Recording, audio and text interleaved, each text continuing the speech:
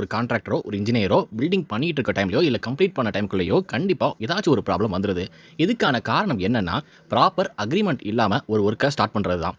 Agreement அப்படிங்கிறது contractor and engineer இவங்க client கூட மியூச்சுவலா நான் இந்த ஒர்க் பண்ணுவேன், இந்த ஒர்க் பண்ண மாட்டேன். எக்ஸ்ட்ரா ஒர்க்னா இது எல்லாம் எக்ஸ்ட்ரா ஒர்க்கா எனக்கு வரும் அப்படிங்கிறத ஏ டு இசட் ப்ராப்பரா ஒரு கிளையண்ட் கிட்ட கொடுத்துடணும். இப்படி கொடுக்காதனாலே என்னவோ நிறைய இடங்கள்ல கன்ஸ்ட்ரக்ஷன் நடக்கும்போதும் முடிஞ்சதுக்கு அப்புறமேட்டும் நிறைய ப்ராப்ளம்ஸ் வருது. குறிப்பா அமௌண்ட் செட்டில்மெண்ட் பண்ணும்போது கண்டிப்பா அந்த ப்ராப்ளத்தை நிறைய கிளைண்ட் ஃபேஸ் பண்ணியிருப்பாங்க. இந்த மாதிரியான ப்ராப்ளம்ஸ் இனியும் வராமல் இருக்கணும்னா ப்ராப்பர் அக்ரிமெண்ட்டோட பில்டிங் பண்ணுறதுக்கு முயற்சி பண்ணுவோம்.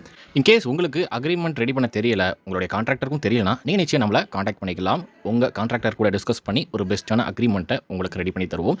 இது மூலிமா உங்களோட கன்ஸ்ட்ரக்ஷனை நீங்கள் ஸ்மூத்தாக கொண்டு போகலாம், எந்த ஒரு ப்ராப்ளமும் இல்லாமல். குறிப்பாக அக்ரிமெண்ட்டை நம்ம தமிழ் லாங்குவேஜில் எல்லாத்துக்கும் புரியக்கூடிய வகையில் ரெடி பண்ணி கொடுக்குறோம். நியூ அக்ரிமெண்ட் வேணும்னாலும் சரி, இல்லை மாடல் அக்ரிமெண்ட் வேணும்னாலும் சரி, நீங்கள் நிச்சயம் நம்மளை காண்டாக்ட் பண்ணலாம். இந்த வீடியோ மூலிமா ஒரு நல்ல இன்ஃபர்மேஷனை உங்கள் கூட ஷேர் பண்ணிக்கிறேன். இந்த வீடியோ